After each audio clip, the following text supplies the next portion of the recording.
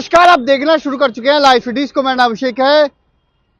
बिहार में 12 फरवरी को संत रविदास जयंती धूमधाम से मनाई जाएगी। पटना में यह बड़ा कार्यक्रम आयोजित किया गया है, जिसमें सीएम नीतीश कुमार के साथ साथ तमाम बड़े जो चेहरे हैं वो शामिल रहेंगे। दोनों डिप्टी सीएम शामिल रहेंगे और इस बारे में बिहार सरकार के मंत्री जनक राम ने जानकारी दी और साफ साफ कहा है धूमधाम से मनाया जाएगा। और जिस तरीके से जो कार्य सरकार ने किए हैं उसको बताया जाएगा। और इतना ही नहीं, पहले नौजवानों पर लाठियां चलती थी, अब रोजगार मिलता है। क्या कुछ कह रहे हैं जनक राम, पहले आप वो सुनिए। ऋषि मुनि हो, संत महापुरुष हो, उनके विचारधारा पे चल करके यह सरकार, राज्य के मुखिया आदरणीय नीतीश कुमार जी कमजोर वर्ग के सशक्त करने के लिए काम कर रही है। जैसे अनुसूचित जाति के वर्ग हो, जनजाति हो, महिला हो, संत गुरु रविदास महाराज जी का जन्म 1376 ईस्वी में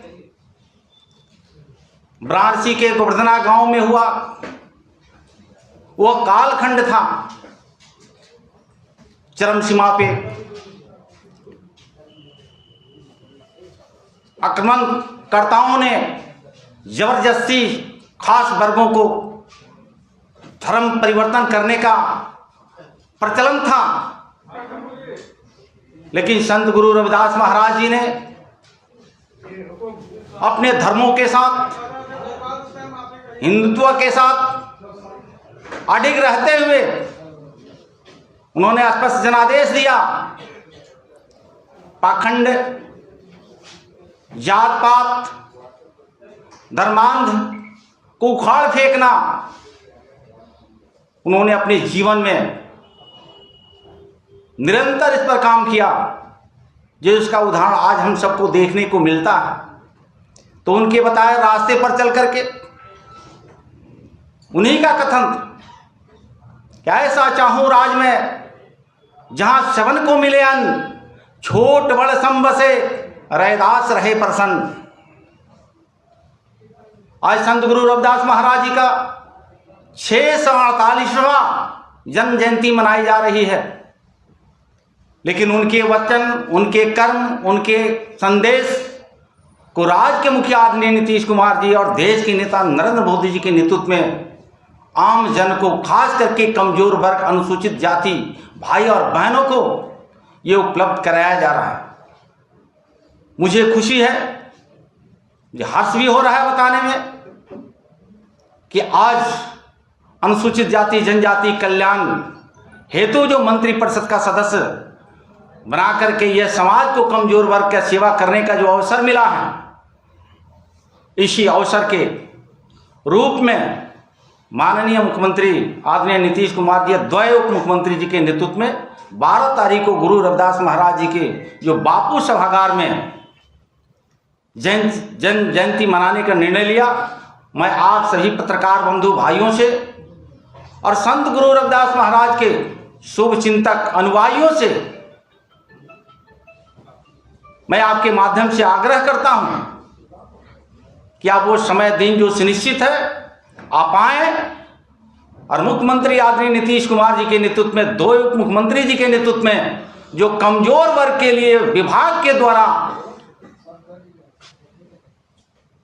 जो अनुसूचित जाति के बच्चों को पठन पाठन कैसे हो, कमजोर वर्ग के ऊपर अन्याय कैसे रोका जाए, अगर अन्याय होता है तो उसको न्याय कैसे दिलाया जाए, सरकार ने तमाम नियम कानून बना करके और कमजोर वर्ग के लोगों को मजबूती प्रदान की जा रही है। आज इन्हीं चंद बातों के लिए आपके बीच में मैं आया और जो सरकारी प्रोग्राम है जो हमने पहले भी चर्चा किया, इस कार्यक्रम में बड़े पैमाने पर सरकार के अधीनस्थ पदाधिकारी और मेरे विभाग से 9,500 बिहार में जो विकास मित्र के रूप में कार्यरत हैं, जो केंद्र और राज्य के द्वारा चलाए जा रही योजनाओं को आम जन तक पहुंचाने के लिए दायित्व जिम्मेवारियां दी गई है वो तमाम लोग मौजूद रहेंगे और राज्य के मुख्य आदरणीय नीतीश कुमार जी का आशीर्वचनों मिलेगा। जिस सरकार को योजनाओं के माध्यम से हम और मजबूत कैसे कर सकते हैं, ये सबका मार्गदर्शन माननीय मुख्यमंत्री जी को प्राप्त होगा। धन्यवाद। कोई प्रश्न है? अगर किसी के प्रश्न है तो ले सकते हैं जी। बिहार में 9 लाख से अधिक कर्मचारियों को अभी तक वेतन नहीं मिली है, जिसमें मंत्री विधायक सब शामिल हैं। आपने अच्छा सवाल किया। ये सरकार से हक भी बनता है। जब हम रोजगार दे रहे हैं, नौकरी दे रही हैं, यही सरकार दे रही है। पूर्ववर्ती सरकार में तो लाठियां मिलती थी। पूर्ववर्ती सरकार के तो नेता ये कहते थे, नो वर्क नो पे, काम नहीं तो पैसा नहीं। ये बिहार के नौजवान देखा है। मैं धन्यवाद देना चाहता हूं राज्य के मुख्य आदरणीय नीतीश कुमार जी को कि कोई भी बेरोजगार नहीं रहेगा। जो रोजगार और नौकरी कर रहा है तो उसको वेतन भी नहीं रुकेगा, उसको मिलेगा। आरजेडी दलित की जैसी है या मतलब बीजेपी? क्योंकि तेजस्वी यादव कहते रहते हैं जो दलितों के लिए वही सोचते हैं। आज महागठबंधन के लोग इतने बेचैन क्यों हैं महादलित की बात करने के लिए? 15 साल तो बिहार के लोगों ने उनको मौका दिया था। ये बिहार के दलित उनसे जानना चाहता है कि आपने 15 साल में बताएंगे, आपके पुत्र श्री तेजस्वी यादव जी बताएंगे कि आपने दलितों के लिए क्या किया। आपके ही पिताजी थे 90 में अनुसूचित जाति जनजाति के लिए छात्रवृत्ति रोकने का काम किया। आप ही के माता पिता का शासन था कि पटना के धरती पर शिल्पी कांड हुआ करता था। श्री तेजस्वी यादव जी, आप ही की माता पिता की सरकार थी कि बिहार में जी किसनैया जैसे आईएएस को भी निर्मम हत्या कर दी जाती। आप ही की सरकार थी बीबी विश्वास, चंपा विश्वास, कि आपकी सरकार न्याय नहीं दिला सकती थी। आप दलितों की बात करें। मुझे लगता है कि इस पर राजनीति करना छोड़ देना चाहिए श्री तेजस्वी यादव जी को। अब बिहार के दलितों ने अपने दिन दशा कैसे बदलेगा, लोकतांत्रिक मर्यादा को पालन करते हुए हमको किस दल के साथ रहना है, ये बिहार के दलितों ने भली भांति जानता और समझता है। राज्य के मुखिया आदरणीय नीतीश कुमार जी, देश का नेता नरेंद्र मोदी जी के नेतृत्व में मजबूत हुआ है कमजोर वर्ग के लोग। जिसको खाने का अन्न नहीं था उसको रोटी का इंतजाम ये सरकार ने किया है।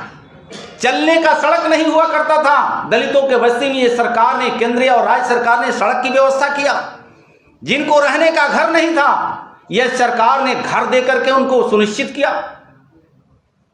जिनके बच्चे श्री तेजस्वी यादव जी खुद नहीं पढ़ पाए, उनके पिताजी का कंसेप्ट था, सोच था चरवाहा विद्यालय का, तो उनके पुत्र जितना पढ़ना था चरवाहा विद्यालय का शिक्षा अर्जित किया। लेकिन आज धन्यवाद हम देना चाहते हैं अनुसूचित जाति जनजाति कल्याण विभाग के मंत्री होने के नाते कि पूरे बिहार में 91 आवासीय विद्यालय अनुसूचित जाति जनजाति के छात्र और छात्राओं को आवासीय देकर के पढ़ने का व्यवस्था किया गया।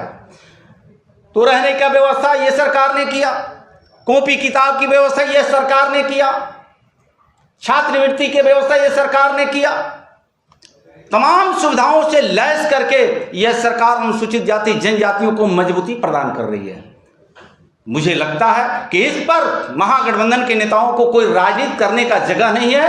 वो एनडीए जी जिस तरह से मजबूती प्रदान कर रही है, कल भी एनडीए के साथ महादलित गठबंधन के साथ नहीं था। महागठबंधन के लोगों को ये जानकारी है, डर है कि अब एनडीए के पार्ट बिहार और देश के दलित बन चुका है, इसलिए श्री तेजस्वी यादव जी को कहीं ना कहीं परेशानी हो रही है। सर, चौकीदार वफादार जो थे उनकी कैटेगरी को जनरल में कर दिया गया और तमाम जो है जनरल 10,000 वैकेंसियां निकाली गई हैं। आप ही उनके साथ बैठक किए थे, सम्राट जी से मिलाए थे कि आपकी मांगों पर विचार होगा।